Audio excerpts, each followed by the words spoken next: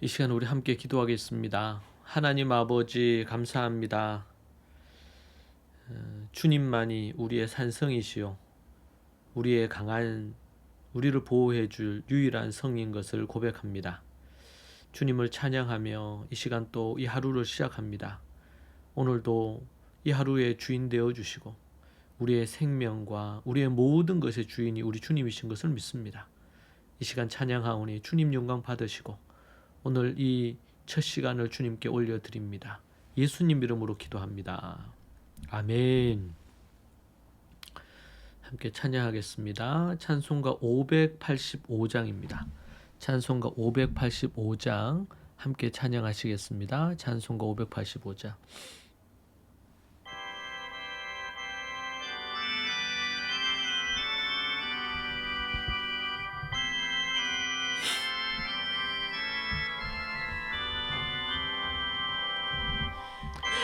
주는 강한 성이요 방패와 병기 되시니 큰 환난에서 우리를 구하여 내시리로다.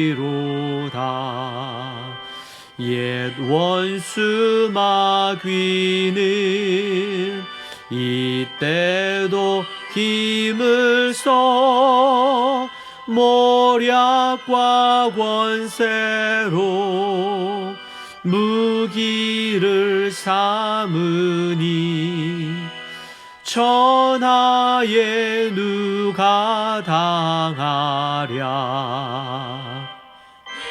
힘만 의지할 때는 패할 수밖에 없도다. 힘 있는 장수 나와서 날 대신하여 싸우네. 이 장수 누군가? 주 예수 그리스도 만군의 주로다. 당할 자 누구랴? 반드시 이기리로다.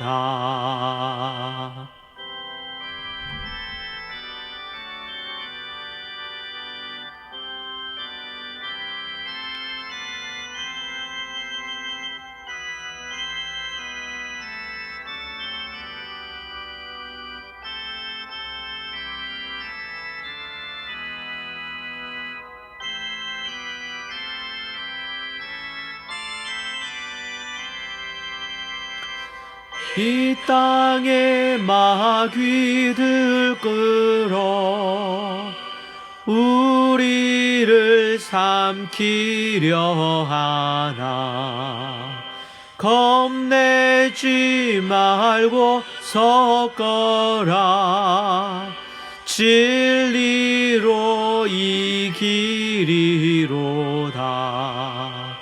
친척과 죄물과 명예와 생명을 다 빼앗긴데도 진리는 살아서 그 나라 영원하리라.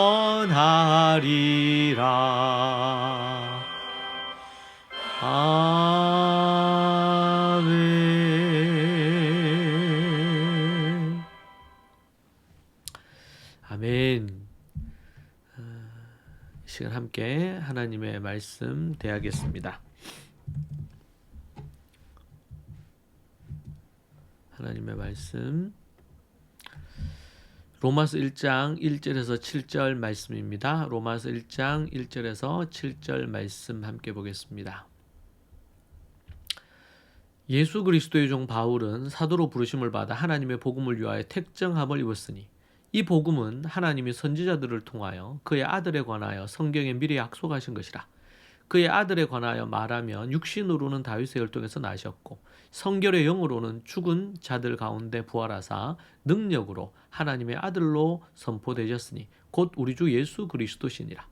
그로 말미암아 우리가 은혜와 사도의 직분을 받아 그의 이름을 위하여 모든 이방인 중에서 믿어 순종하게 하나니 너희도 그들 중에서 예수 그리스도의 것으로 부르심을 받은 자니라. 로마에서 하나님의 사랑하심을 받고 성도로 부르심을 받은 모든 자에게 하나님 우리 아버지와 주 예수 그리스도로부터 은혜와 평강이 있기를 원하노라. 아멘. 루터와 칼빈이 말한 로마서라는 부분으로 우리 함께 말씀 보겠습니다. 바울 사도의 서신서를 살펴보면 크게 두 가지 목적이 있음을 알 수가 있는데요. 첫째는 목회적 목적이 있습니다. 복음 전도자이자 교회 지도자로서 자신이 직접 또는 간접적으로 세운 교회에 애정을 담아 하나님의 말씀을 가르치기 위해 기록했습니다. 그리고 교회가 직면한 어떤 그릇된 교훈이라든지 이단 사상으로부터 성도들을 보호하고 교회를 진리 위에 든든히 세우기 위함입니다. 둘째는 변증적 목적입니다. 바울의 사도권을 공격하여 바울이 전한 예수님의 이 죽음과 부활의 복음 메시지를 무력화하려는 교회 내외부의 악한 세력들로부터 교회를 방어하기 위함입니다. 복음을 위하여 자신의 사도권을 변증하고 본인이 가르친 복음의 진정성을 입증하려고 한 것입니다. 로마서는 13권의 바울 서신 중에서 맨 처음에 위치해 있습니다. 기독교의 기본 진리를 매우 풍부하게 그리고 짜임새 있게 정리하고 있지요. 매우 논리적이면서 체계적인 논문과도 같습니다. 로마서는 바울의 복음서라고 불릴 정도로 복음이 가득한 책입니다.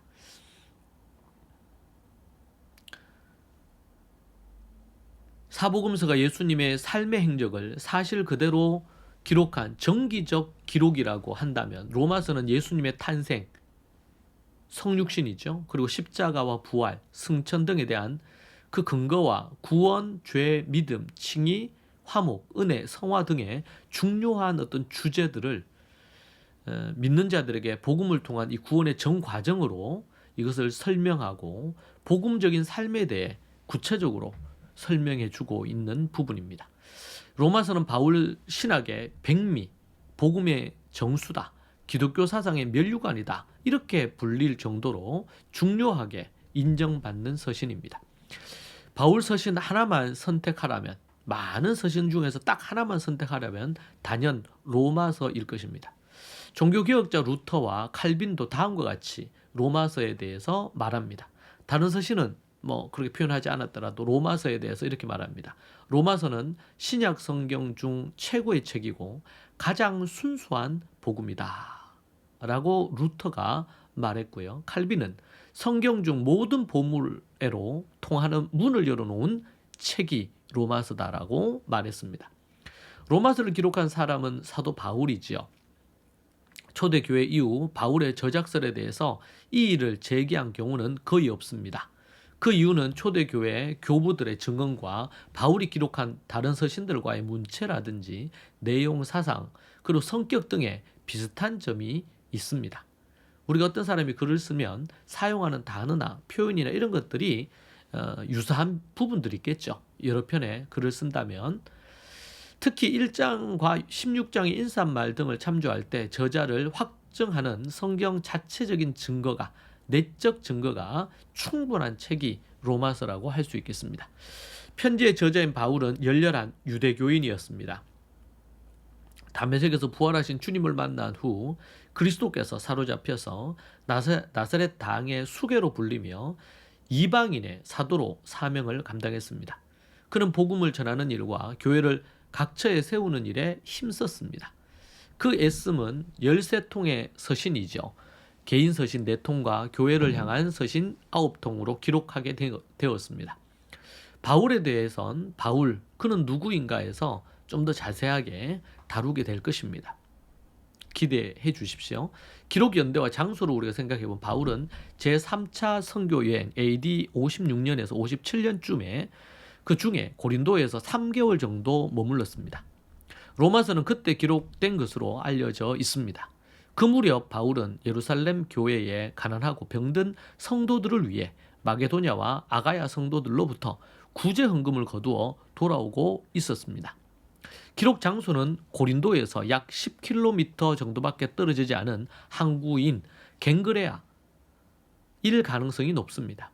로마에 바울의 로마서를 전달한 사람이 갱그레아 출신인 베베 집사입니다. 로마서 16장 1절에 나오거든요. 로마서에서 고린도인이며 바울의 집주인인 가이오, 고린도인인 에라스도에 대한 언급도 있는 것을 볼 때 학자들은 기록 장소가 갱그레아라고 추정하고 있습니다.